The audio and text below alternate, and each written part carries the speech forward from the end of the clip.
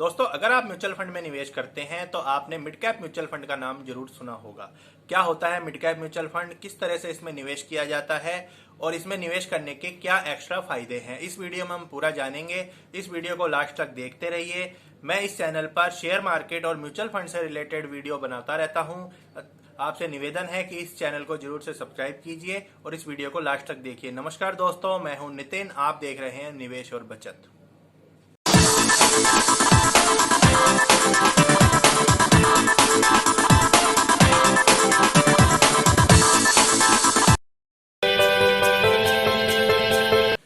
चलिए दोस्तों, सबसे पहले हम समझते हैं मिड कैप म्यूचुअल फंड क्या होते हैं। मिड कैप म्यूचुअल फंड उन कंपनियों में निवेश करते हैं जो मिड कैप स्टॉक्स होते हैं। मिड कैप स्टॉक को अगर हम सिंपल भाषा में समझें तो वे स्टॉक होते हैं जो सबसे ज्यादा बड़े भी नहीं है और सबसे ज्यादा छोटे भी नहीं है। मतलब छोटे और मंझोले शेयर जो होते हैं उनको मिड कैप स्टॉक कहा जाता है। अब इसकी सेबी ने अलग अलग तरह से कैटेगरी कर रखी है। अब कैटेगरी को हम समझते हैं कि शेयर बाजार में लगभग 1500 के आसपास कंपनियां लिस्टेड हैं। अब 1500 कंपनियों के अंदर मिड कैप स्टॉक को छांटने का एक तरीका है कि जो सबसे बड़ी कंपनियां, जो 100 कंपनियां होती है, उनको ये लोग लार्ज कैप स्टॉक्स मानते हैं। उसके बाद 101 से लेकर के और 250 तक की जो कंपनियां होती है मार्केट कैप के हिसाब से, जो 101 से लेकर के 250 तक की कंपनियां होती है उनको मिड कैप स्टॉक माना जाता है। और 251 से लेकर के और 500 तक की जो कंपनियां होती है उनको स्मॉल कैप कंपनियां माना जाता है। और 501 से लेकर के और बाकी जितनी कंपनियां बच जाती है मार्केट कैप के हिसाब से, उसको माइक्रो कैप कंपनियां माना जाता है। अब मिड कैप जो म्यूचुअल फंड होते हैं वो उन शेयर्स में निवेश करते हैं जो मार्केट कैप के हिसाब से, पूरे लिस्टेड कंपनियों के मार्केट कैप के हिसाब से 101 से लेकर के 250 तक की कंपनियों में आते हैं। इसका मतलब हम समझें कि वो टॉप 100 कंपनियों को भी छोड़ देते हैं और 251 से लेकर के और बाकी की कंपनियों को भी छोड़ देते हैं। मतलब मार्केट कैप के हिसाब से 101 से लेकर के 250 तक की जितनी भी कंपनियां आती है उनमें निवेश किया जाता है। अब ऐसा नहीं है कि पूरा का पूरा पैसा मिड कैप में ही लगेगा। इसमें एक छोटा सा पॉइंट ये होता है कि आप इसमें 70% पैसा अपना इस वाले फंड में लगाएंगे, बाकी का पैसा ये माइक्रो कैप, स्मॉल कैप और लार्ज कैप स्टॉक्स में लगा देते हैं। तो मतलब मेजर पैसा जो लगता है वो मिड कैप स्टॉक्स में लगता है। अब हम समझते हैं इसमें पैसा लगाने का रिस्क कितना है।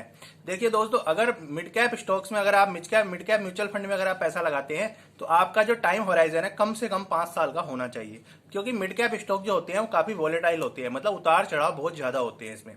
अब उतार चढ़ाव का आपको इसमें नुकसान ना हो जाए, कभी ऐसा नहीं हो कि आप टॉप में एंट्री करें और बॉटम में आपको निकलना पड़े। तो इसलिए आपको सलाह ये रहेगी कि आप अगर मिड कैप म्यूचुअल फंड में निवेश करते हैं तो आपको कम से कम 5 साल के लिए निवेश करना चाहिए।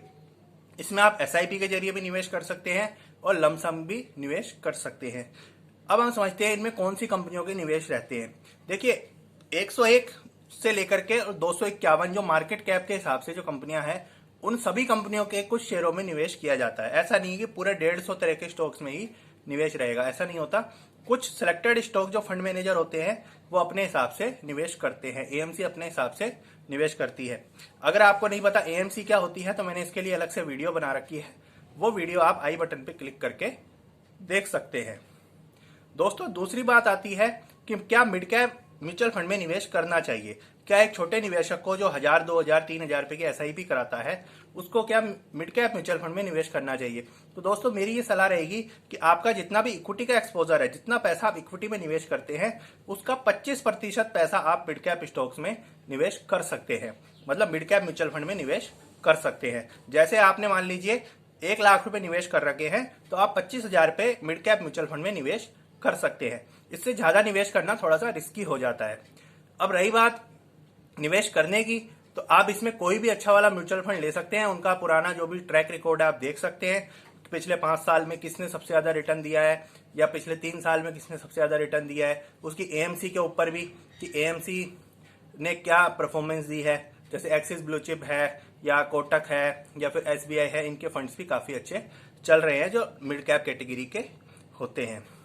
दोस्तों, इस वीडियो के अंदर मैंने आपको मिड कैप म्यूचुअल फंड के बारे में थोड़ी सी डिटेल समझाने की कोशिश की है। उम्मीद करता हूं कि ये वीडियो आपको पसंद आई होगी। अगर वीडियो पसंद आती है तो आप चैनल को जरूर से सब्सक्राइब कीजिए, वीडियो को लाइक और शेयर दोस्तों के साथ जरूर कीजिए। दोस्तों, अगर आप भी म्यूचुअल फंड में निवेश करना चाहते हैं तो डिस्क्रिप्शन में एक लिंक दिया हुआ है, उस पर आप क्लिक करके म्यूचुअल फंड में फ्री अकाउंट खोल सकते हैं। साथ में मैंने अपनी ब्लॉग का भी लिंक दिया हुआ है, उस पर क्लिक करके आप म्यूचुअल फंड की अधिक जानकारी ले सकते हैं। मैं जिस कैमरे से और जिस माइक से वीडियो रिकॉर्ड कर रहा हूं उसका लिंक भी है, आप वो भी चेक कर सकते हैं। इस वीडियो को पूरा देखने के लिए आपका बहुत बहुत धन्यवाद।